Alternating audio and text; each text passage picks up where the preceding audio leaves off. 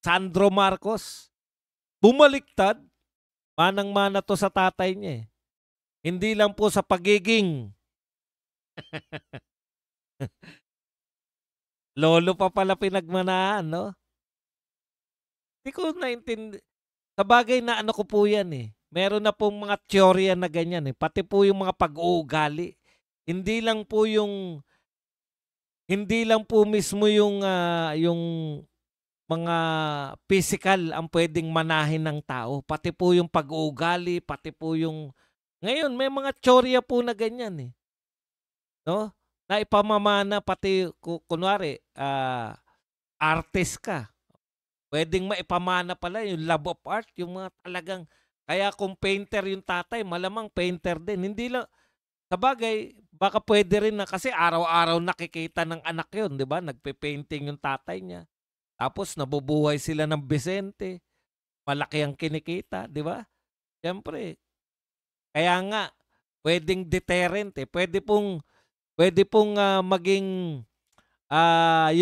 yung mga magulang natin ay pwede po nating maging both negative and positive reinforcement.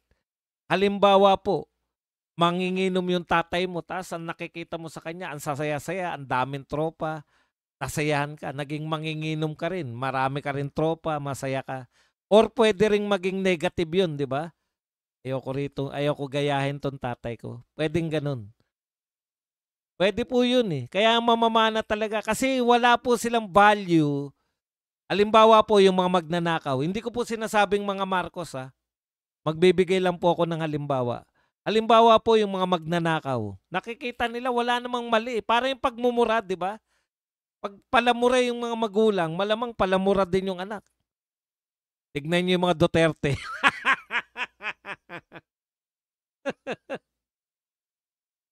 Badong sinisiraan mo yung mga Duterte ah. Doon na ako sa palamura. Pero makatao. Kaysa araw-araw na nagsisimba pero magnanakaw. Doon na ako sa palamura. Anyways, yan yung point eh. Kung walang nakikita, kung napaka-normal na lang sa kanila yung mag-akyat ng yaman, walang kino-question yung anak, bakit kami mayaman? Ito lang ang sweldo ng tatay ko. 'Di ba? Malamang gayahin ng anak yung ama. Kaya nakita nyo ilang henerasyon na ng mga congressman, ilang henerasyon na ng mga politiko na yung tatay, lolo, magnanakaw na, pati yung anak, pati yung apo. O, hindi ko sinasabing si Sandro Marcos yan. Si Ferdinand Sr. at Jr. Wala po akong sinasabi niyan. Pero ang tinitiyak ko naman na nito ni Sandro, yung tokis ng ama. Yung nagsasalita pero iba ginagawa. Oh, 'di ba? Una, sabi niya, willing ako. Siya pa nag-volunteer eh. Ibino-volunteer ko yung sarili ko na willing akong magpa-imbestiga sa ICI kasi wala akong tinatago. Wala siyang tinatago. Tignan nyo ha. 'Di ba? Bakit ka magpapa-imbestiga? Hindi naman siya iniimbitahan. Nagpa-imbita siya eh. Kasi wala raw siyang tinatago. O, wala kang tinatago. Eh, pagdating pala sa ICI, sasabihin mo, executive session tayo. Alam niyo po yung mga executive session, ginagawa lang po yan sa mga investigasyon sa Senado at sa Kongreso kung ang involved po ay national security. Kung may masasabi ka na ikapapahamak ng bansa, yung pambansang seguridad. Halimbawa, pinag-uusapan ninyo yung mga espiya-espiya o kaya yung mga posisyon ng mga militar natin. 'Di ba? Eh, ikapapahamak po ng bansa yan eh. Oh. Bakit? Alam mo, takot bang magpaimbestiga sa Senado si Sandro Marcos? Ang tanong ko, Malo Ancheta, may investigasyon pa ba sa Senado? Wala nang investigasyon sa Senado eh, di ba? Hindi na nag-iimbestiga yung Blue Ribbon Committee. Dapat yan yung ano natin. Balik tayo rito. Ito po si Sandro Marcos. Ang galing magsalita. Ibo-volunteer ko. Wala akong tinatago. Wala akong ano. Magbo-volunteer ako sa ICI. Nag-volunteer ka tapos closed door kayo. Ano nalaman ng tao? Wala. Eh nung nakita niyang maraming bumabatikos, pinatikos siya ng lahat eh. Nagpa-imbestiga ka pa, hindi rin naman namin alam kung ano laman ng investigasyon. Ayaw din naman magsalita ng ICI. Oh. Ngayon, bilang mahilig sila dyan, yung mga Marcos eh.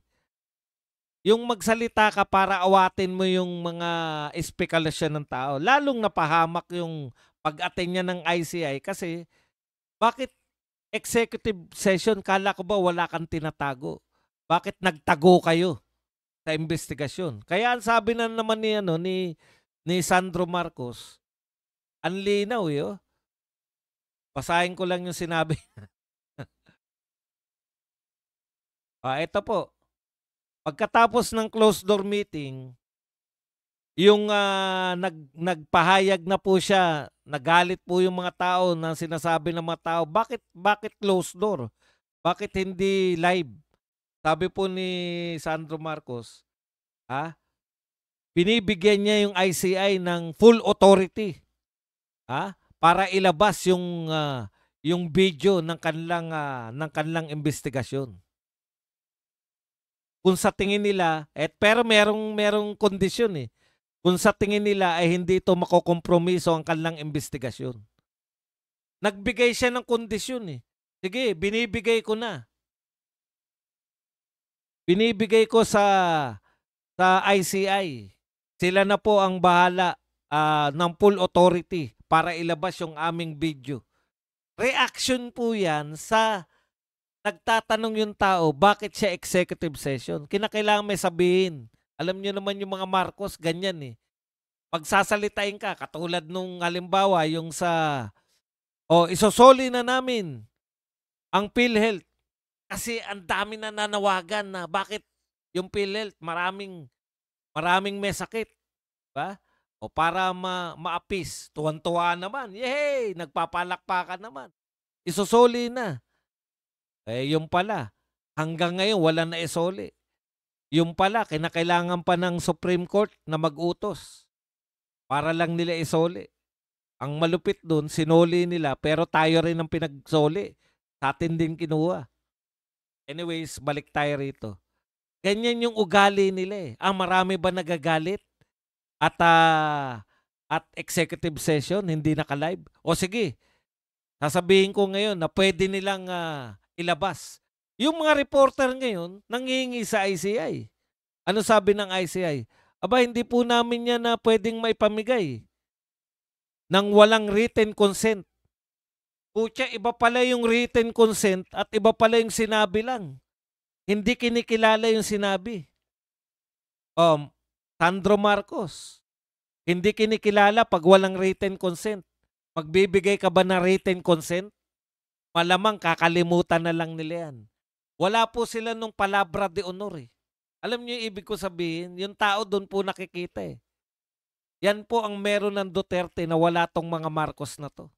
Pag sinabi ng Duterte, pakain ko sa iyo yan pagka nakawin mo. Maliliit na nakaw lang yan.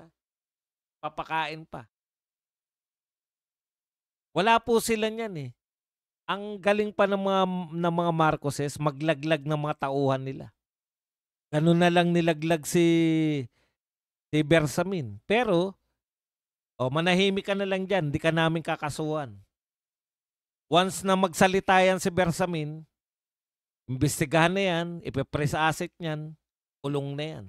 Ganun din si Pangandaman. Pero bakit nyo sila tinanggal kung wala silang anomalya? Kung may anomalya sila, bakit ayaw nyo ipa-imbestiga? Sabi nga ni Pulong, pag maiugnay sa mga Duterte, imbestiga agad. Pag maiugnay sa mga Duterte, presyong asset agad. Ba?